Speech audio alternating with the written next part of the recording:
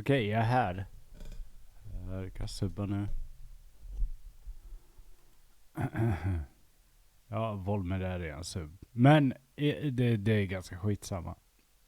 Whatever. Välkomna till en fredagsstream. Det är inte alltid jag har såna.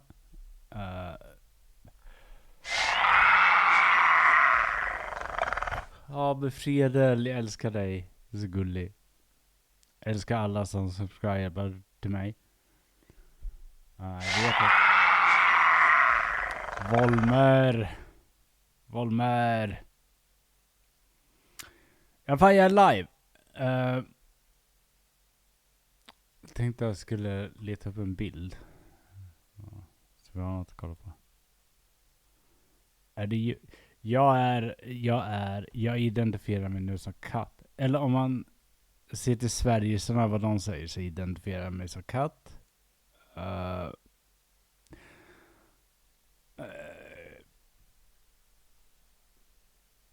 Jag köpte kattöron för att jag blev utmanad till att göra det.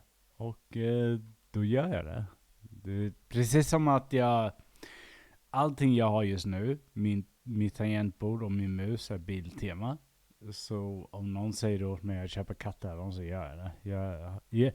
Jag tänker inte ställa frågor, utan jag bara gör saker. Jag tar inte ens betalt för era sjuka förfrågningar. Men vi gör så här. Jag ska prata om Daniel Larson idag. Så först vill jag leta upp en bra basebild, okej?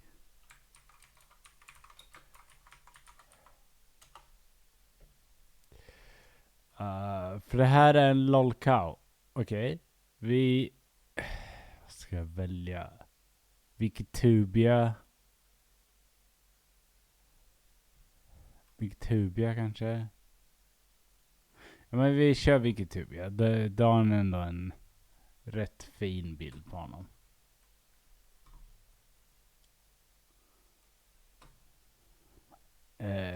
Och det finns en anledning till att jag ska diskutera Daniel Larson.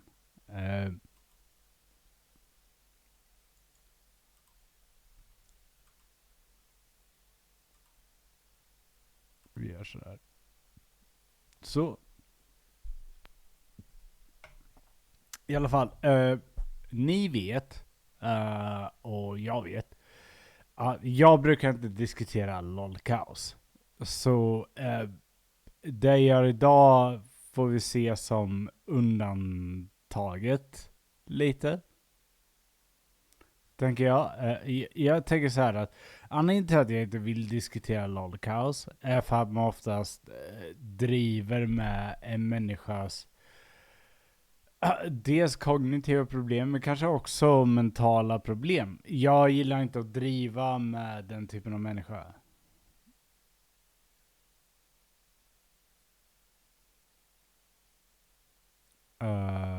Det är Daniel Larson.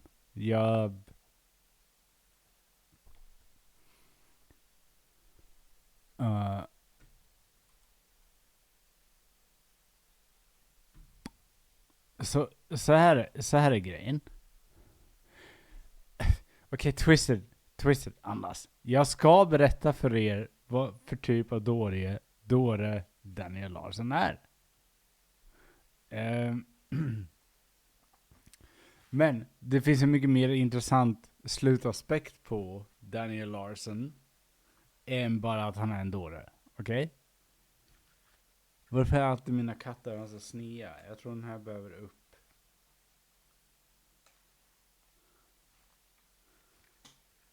Jag tänker aldrig på det här.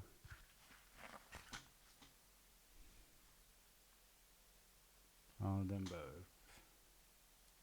Så det borde vara den. Den ska upp.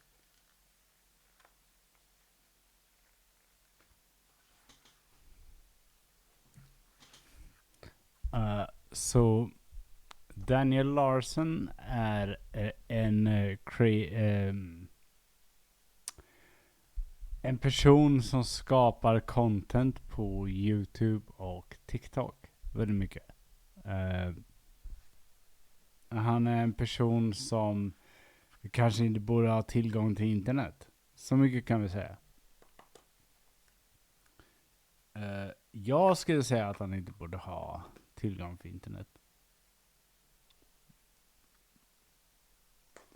Mest för hans egen skull. Men Daniel Larson är också farlig. Han är en person som har... jag tänker inte läsa igenom Wikipedia nu, utan jag tänker bara dra en grej för er. Är ni okej med det? Att jag drar vad jag vet om Daniel Larson och att vi skiter i att läsa igenom internets idé av Daniel Larson. Jag tror att det blir bättre om jag bara berättar om Daniel Larson. Och vad han har gjort. Så skiter vi i att faktiskt gå igenom Daniel Larson via internet. För att jag tror inte det är hälsosamt. Och jag tänker så här, att det första vi ska veta om Daniel Larson och jag kör väldigt mycket som Myra kör när det gäller Christian här. Jag har koll på 2 lolcows, och det är Daniel Larson och Joseph Cobra. Men du vet, så här, jag ska försöka ge någon form av någorlunda välbalanserad bild av de här människorna, för att du kommer inte få det om du går någon annanstans. Så Daniel Larson är en person som just nu bor i Colorado. Han är en mentalt instabil person. Alltså, jag vet inte hur man ska förklara. Eftersom jag inte kan lägga en diagnos, så säger jag bara mentalt instabil. Är det en okej term? För att annars måste vi hitta något annat. Daniel Larson är en person som inte bara lever genom hemlöshet, vilket han gör, utan också är fruktansvärd mot de som tar in honom. Det är liksom så här, du ska inte tro att Daniel Larson är en bra person. Det är han inte.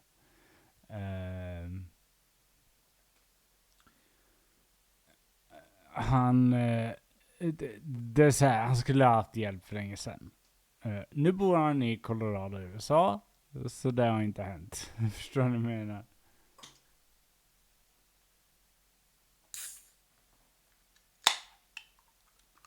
Öppna en Power King nu. Får ta mig igenom det här.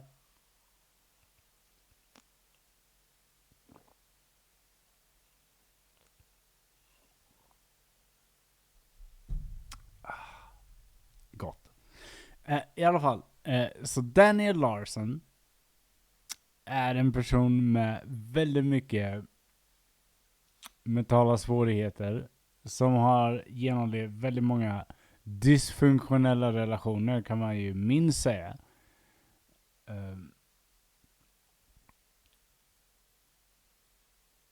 Så han är 25 år gammal och han är fri att springa omkring. Grejen är så här, han är fri att springa omkring till en viss del.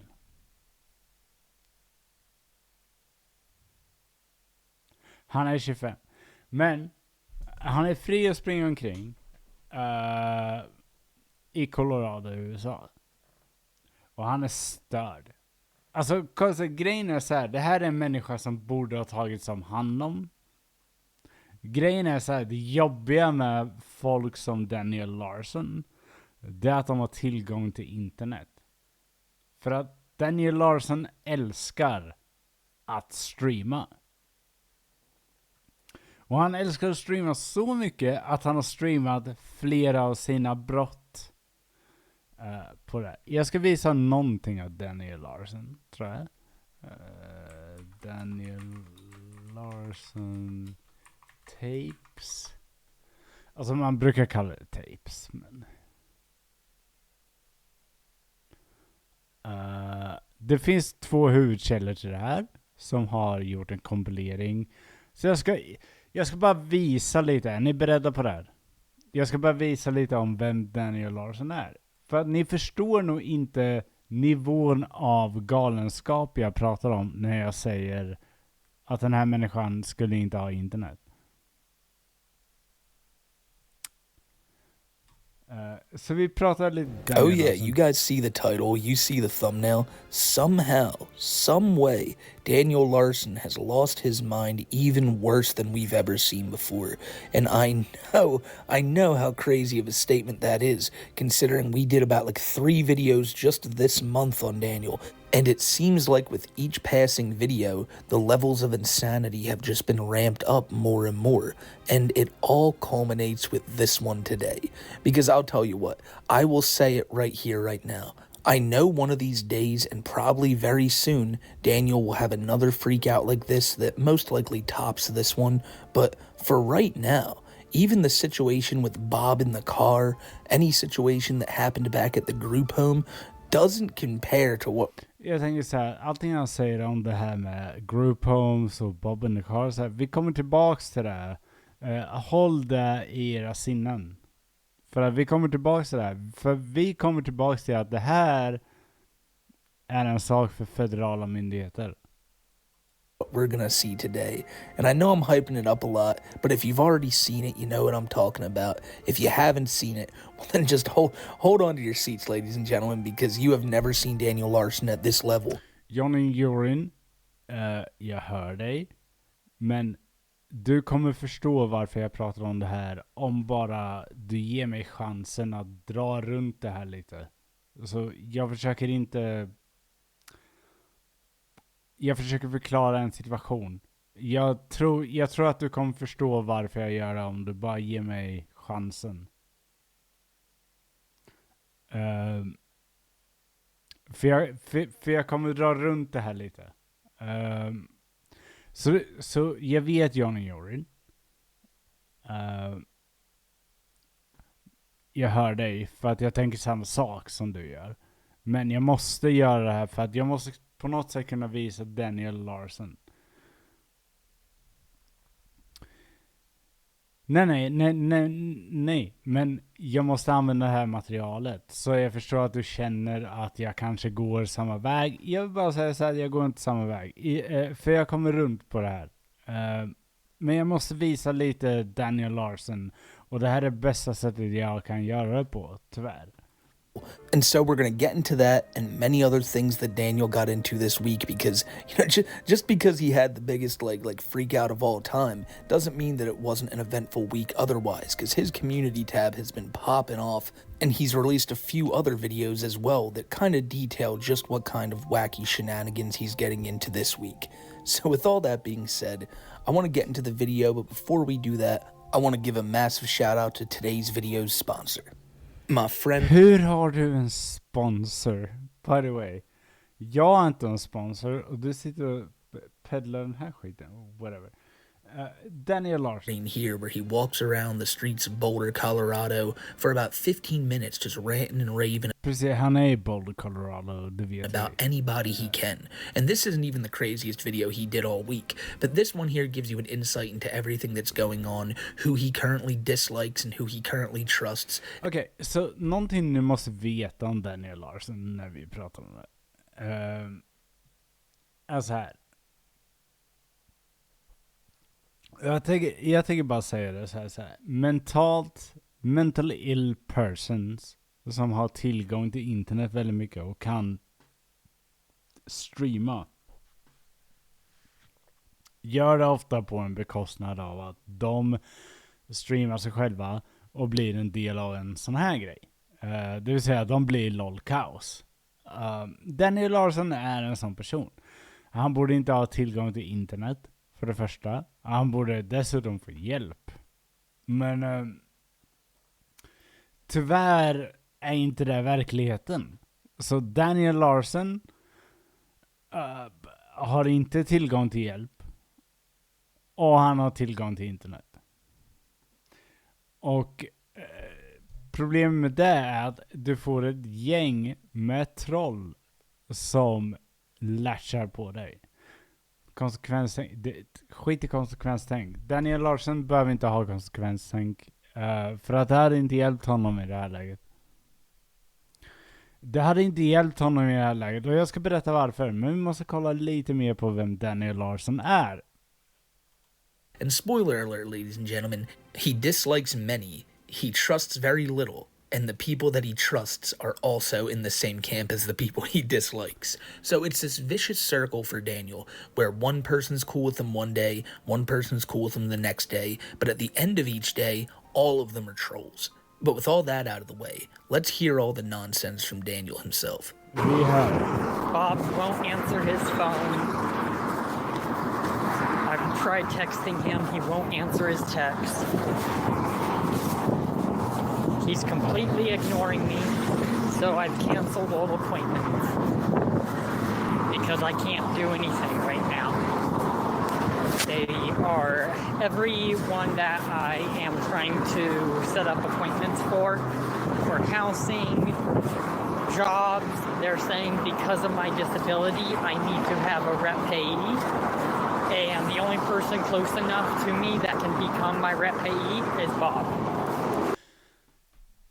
Nu ska vi komma ihåg att Daniel Larson, när han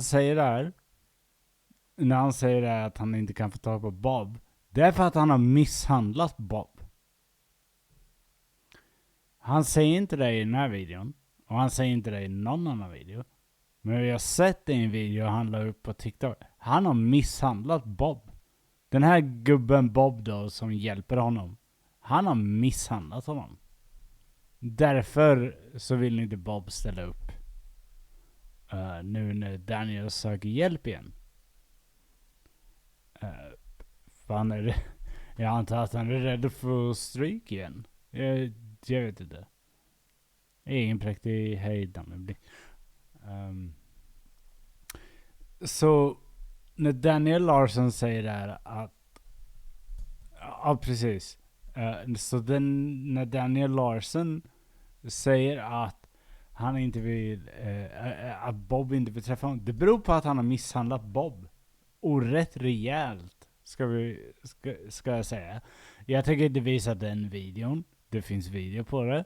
Jag tänker inte visa den. Men jag kan tänka mig att han vill inte, och därför så blir det ett problem för Daniel.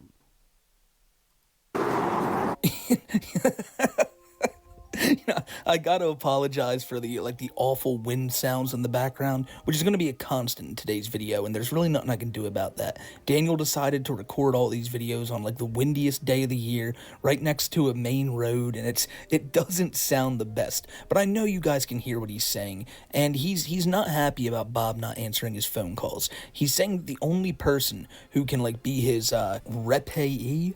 But, Daniel seems to forget that the last time people saw him and Bob on camera together, Daniel was once again starting a fight with him while in the passenger seat of his car. I know many people who just get into Daniel stuff or have a little bit of knowledge about Daniel and not that much might think I'm talking about, the motel threatened to kill me incident. No, this has happened more than once. Bob even managed to run over Daniel's foot in the last one. Now, he actually didn't run it over, but Daniel made a big stink and made it sound like he ran over his foot just so Daniel would have some bearing to be mad at him. He always treats Bob like utter dirt, and he only wants him there when he needs him there. And this is one of those times when they're telling Daniel that he needs someone to co-sign for him. Bob's the only one who can do it, so now it's time to drag Bob back into his life. Daniel needs a new apartment. Well, I guess it's time to drag Bob back into his life. But when Bob's giving him genuine advice about people like Grace Vanderwall, or really anything that Daniel doesn't want to hear, that's when Daniel loses his mind and starts snapping on Bob. Bob, and it's got to be tough for Bob, because despite all of us knowing that the way Daniel treats him should make Bob not want to be anywhere near this guy, Bob still seemingly has Daniel's best interest in mind when he's around, but Daniel only wants money from him to get a hotel or to get an apartment to further push these delusions about him moving in with Grace Vanderwall. Okej.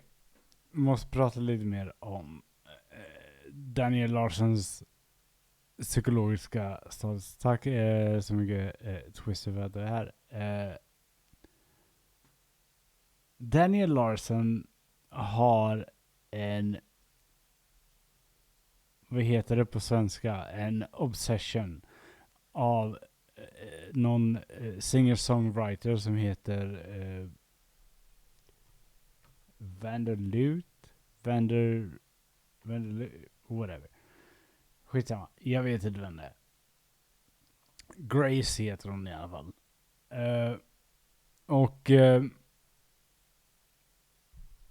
Det här är ett problem, för Daniel tror på riktigt att de två kan bli en grej. Det kommer aldrig bli givetvis, men whatever. Så någonting som utvecklar sig runt Daniel som är problematiskt som jag ser det, den grupp av troll som spelar de här olika karaktärerna. Så du har olika karaktärer som spelar Grace, och du har olika troll som spelar Bob, och du har olika liksom troll som spelar olika människor i det här. Daniel vet inte vad som är verklighet. Och där kommer vi lite in i vad som har hänt nu. Så Daniel har gått runt de senaste månaderna och hotat att bomba olika amerikanska stadsbyggnader.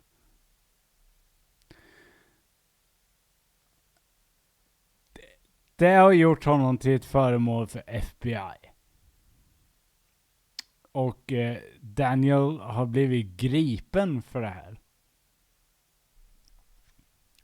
Så Daniel sitter i fängelse just nu. Han väntar kanske mellan 10 till 40 år i fängelse för de här bombhoten han har gjort. Men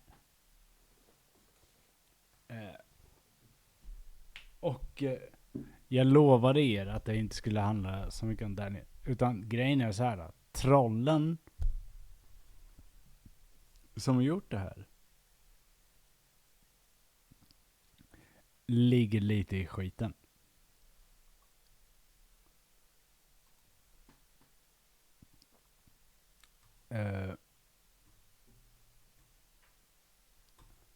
För att vi vet att FBI har kollat upp dem.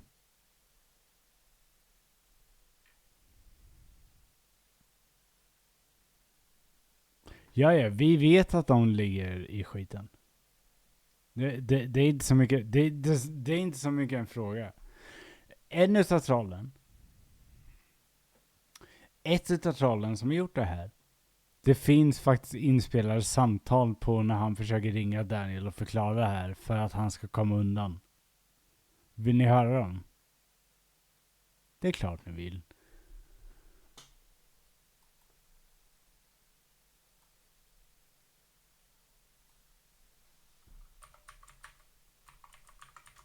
Vad heter han? Q-Dages.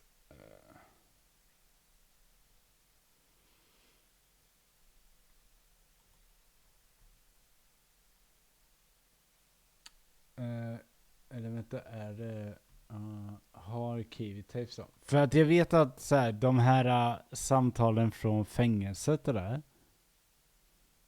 de finns. Om de inte har tagit bort dem nu. För de finns, för jag har lyssnat på dem. Är det Smokey som har dem eller?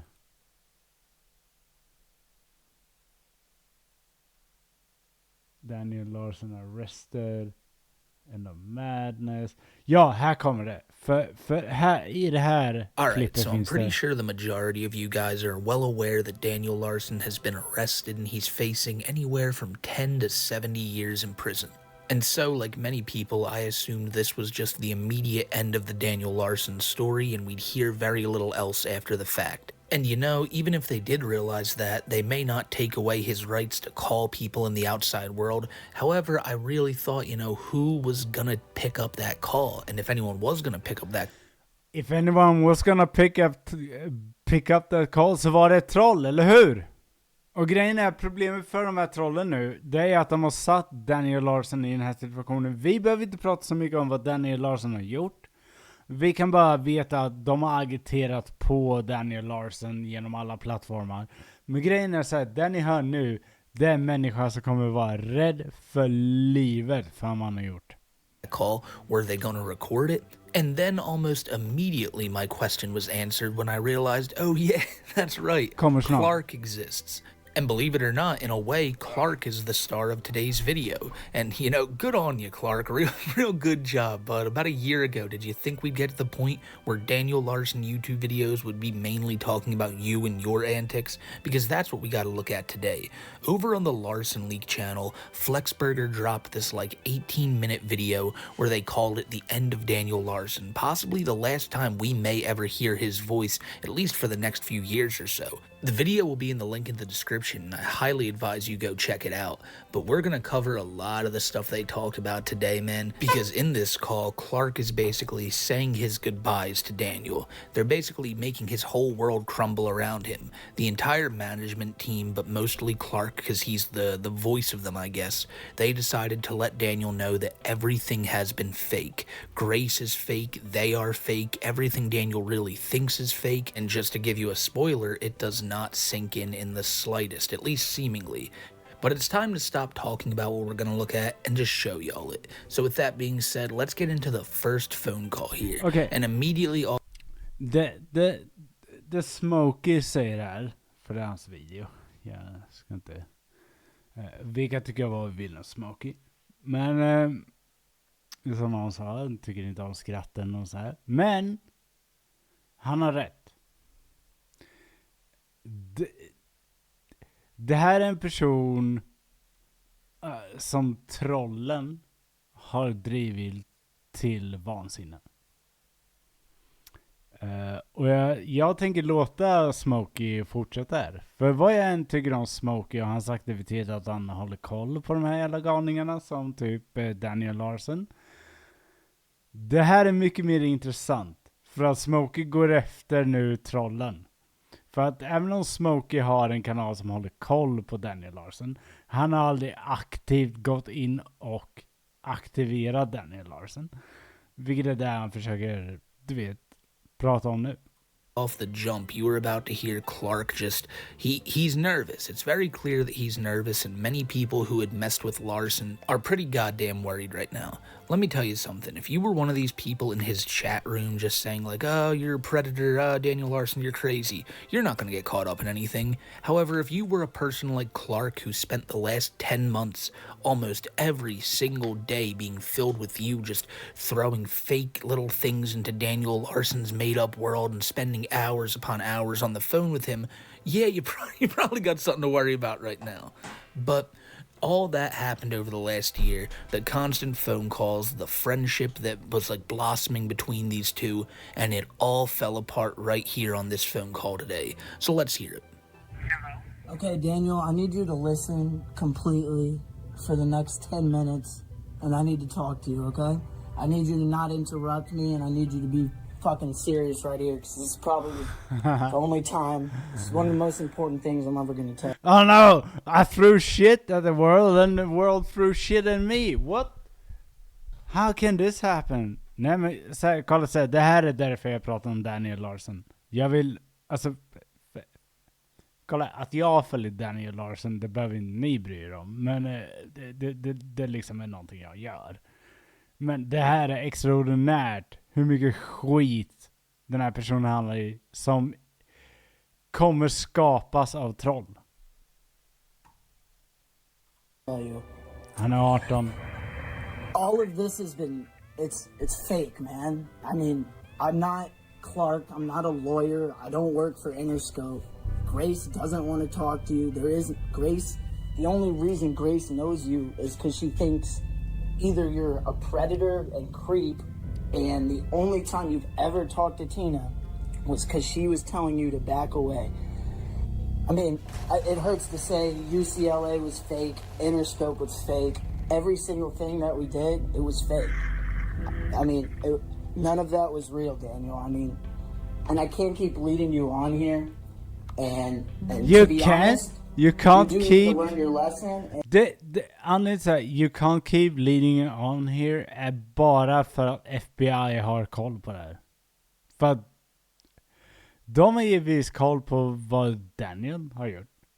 Och varför Daniel har gjort som han gjort. För Daniel har förmodligen pratat. Och det Daniel säger är inte lögn.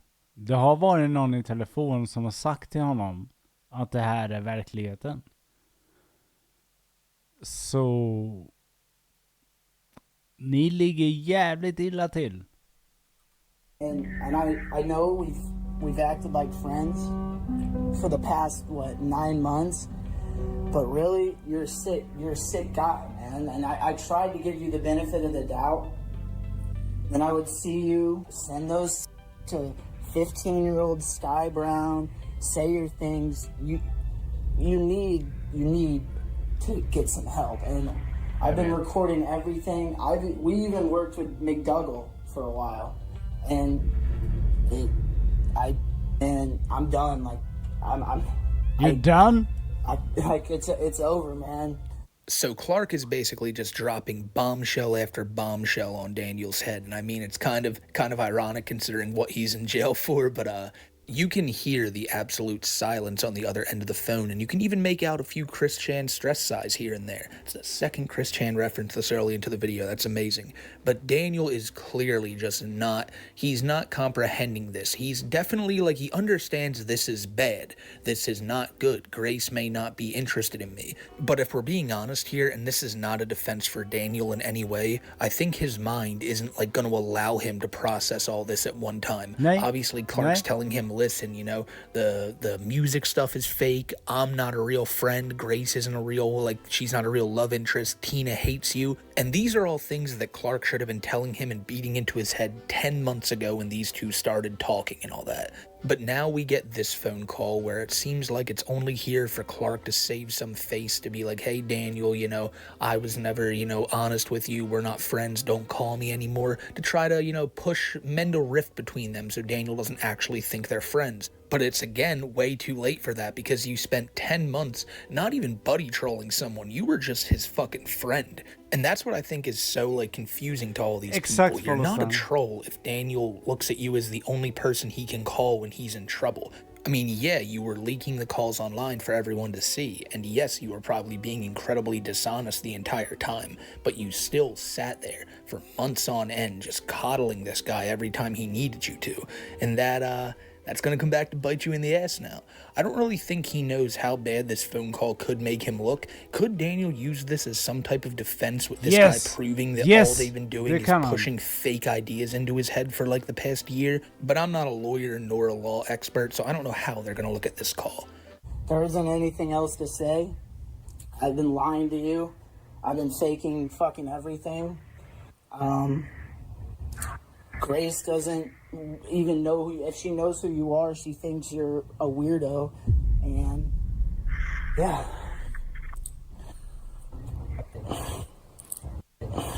I mean, and I get some circumstances, but at the same time, you really are a menace to the streets of Colorado. I'm a 20-year-old You kid made him to be. Ni skapade honom. And I know literally nothing. So, I am going to say I won't be answering any more calls anymore. This is probably the last time we'll ever talk.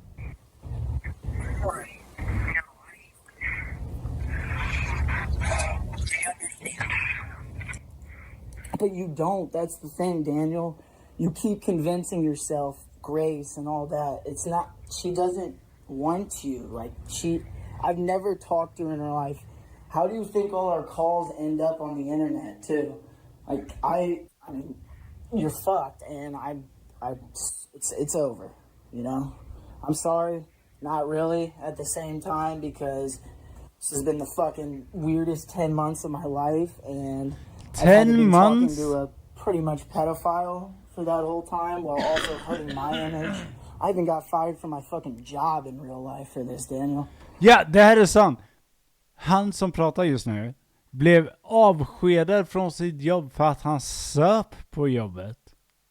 På grund av det här. För att han är så rädd att FBI ska ta honom.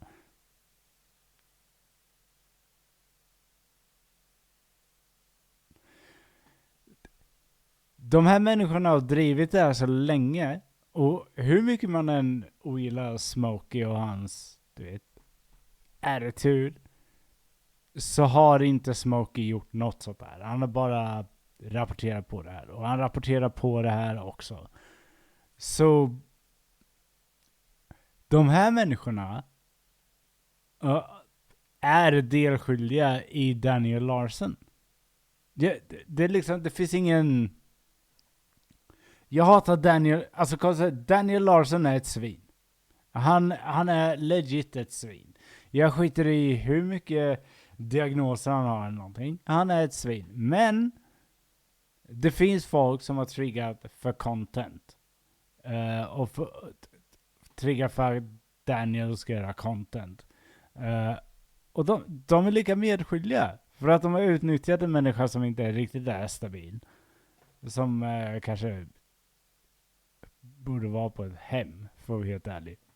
Men nu är So...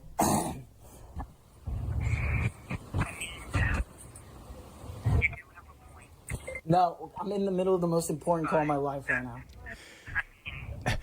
Just say! För grejen är så här, det här samtalet kommer inte rädda dig. Du hade varit bättre om du inte hade ringt det här samtalet, din jävla idiot.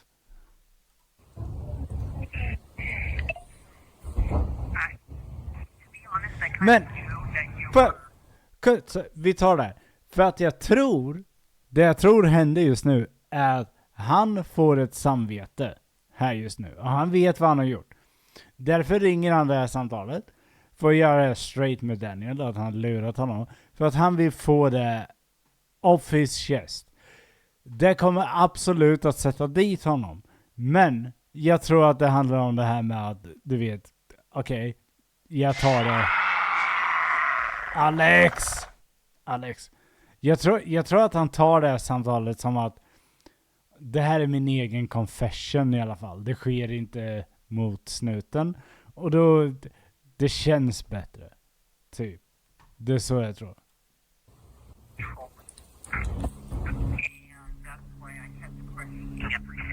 I mean, I'm sorry. I know Daniel's the topic at hand here for the video, but the fact that Clark sat there and went, "This has been the worst 10 months of my life. I've just been sitting here fucking with you, trying to make this sound like it's so unimportant." But then when someone walks in, he quickly mutes and tells them, "Hey, I'm on the most important phone call of my life right now. You be careful. Are you serious?" And again, don't get me wrong. All the stuff he's telling Daniel is stuff that needs to be in Daniel's head. But he's not comprehending this. Things have gone way too far. I mean, there was a part in there where Daniel said that he was kind of aware that everything was like trolling and that he was always questioning everything. And I bet you he was, because somewhere deep down in Daniel's mind, he knew that there was something off about this whole situation. But he doesn't know how to articulate that. He doesn't know how to outright say, "Hey, you're fucking with me. Where is Grace Vanderwall? Why does she always keep changing phone numbers?" But it's Daniel. He's so delusional that he has to convince himself that he does have some type of future with Grace, or else all else is meaningless.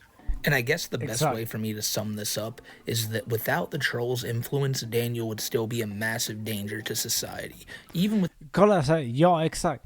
Jag vill också säga det. Daniel är fortfarande en person som inte ska vara ute på gatan. Jag vill bara säga det. Han är farlig. Han ska inte vara där. Men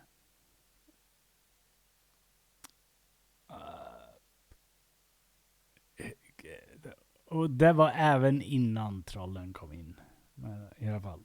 without people beating ideas into his head. He was always going to be doing and saying insane shit. I mean, most of the stuff with Grace, his infatuation with her and everything, happened before troll involvement. A lot of the stuff he said about minors happened before troll involvement. The Pinterest and all that wasn't on the trolls, that was on Daniel. But there's always a reason why these guys are being investigated as well, and they're all freaking out about it. And it's because you know this is a mentally ill man who is like so far gone that you can say anything to him and he'll basically either believe it or go ahead and do it. And you guys have been using that to your advantage for quite a while now. Let me give you an example of this. Last year, Daniel Larson was in New York, and he was only there under false pretenses that Grace Vanderwall was going to be there. So for one, you got this guy to go all the way across the country on a lie, which again is kind of hilarious considering it's Daniel Larson. But then he went to a bodega, right?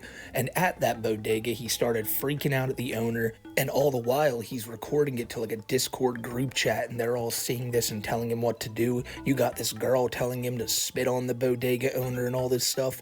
So yes, these are things that Daniel is making his own choice to go out and do, but these people constantly getting in contact with him and telling him to do this where there's actual proof of them doing it, it's not gonna look good for them. And the craziest thing about all this is, that's only the stuff that was posted to YouTube. Could you imagine the amount of people and the amount of trolling that went on in that Discord or in Daniel Larson's text messages, like just alone?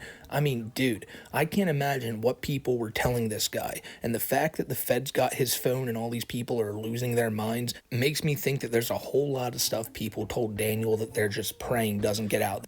Det är det här som är grejen. Kolla så här, vi vet att Daniel Larson är en lolcow, okej?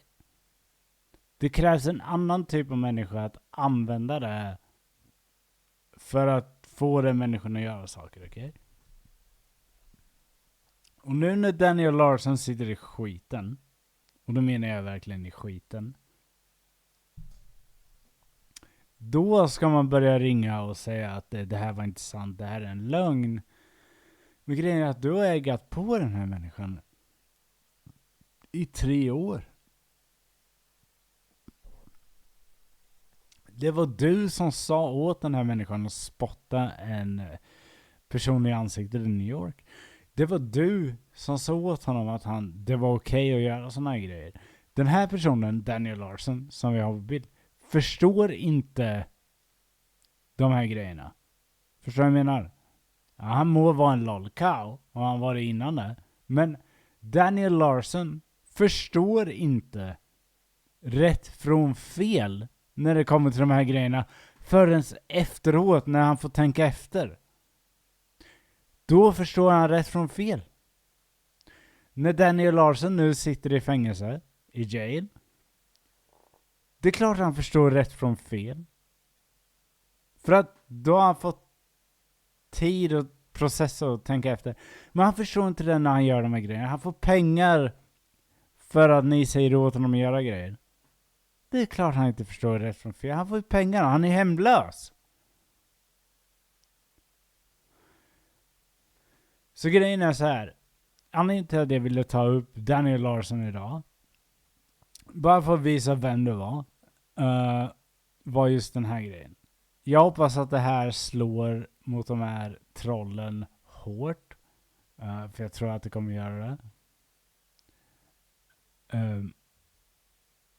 Jag ville bara berätta om Daniel Larson. Det var bara det jag ville göra. Mer eller mindre.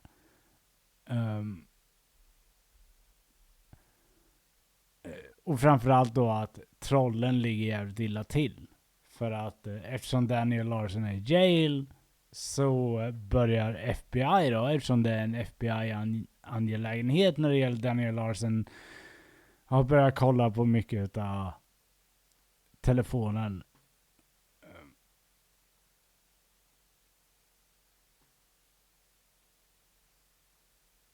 Elektrikaler, nej.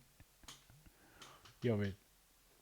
Men jag ville bara komma online idag och berätta om Daniel Larson, lite vad som händer, varför trolling kan gå för långt. Och Daniel Larson sitter just nu på grund av bombhot mot American government buildings och kanske kommer sitta i fängelse i 10-40 år. Men det jag hoppas på i det här, det är också att trollen åker dit. Och det är därför trollen börjar nu komma ut och säga att de inte är liksom, vi är inte de är, bla bla. Men du vet, FBI, intent och allt. Så jag hoppas,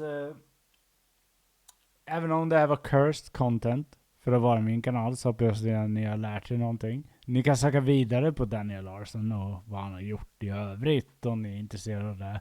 Jag är mer intresserad av att säga att du vet att trolling kan gå långt. För långt. Och med det så skulle jag vilja tacka för mig för idag. Och så ses vi nästa vecka då vi kör igång vår vanliga streamgrej. Tänker jag. Behöver jag inte prata om Daniel Larson längre. Då kan jag prata om politiken. Men jag är bara tvungen att prata om det här.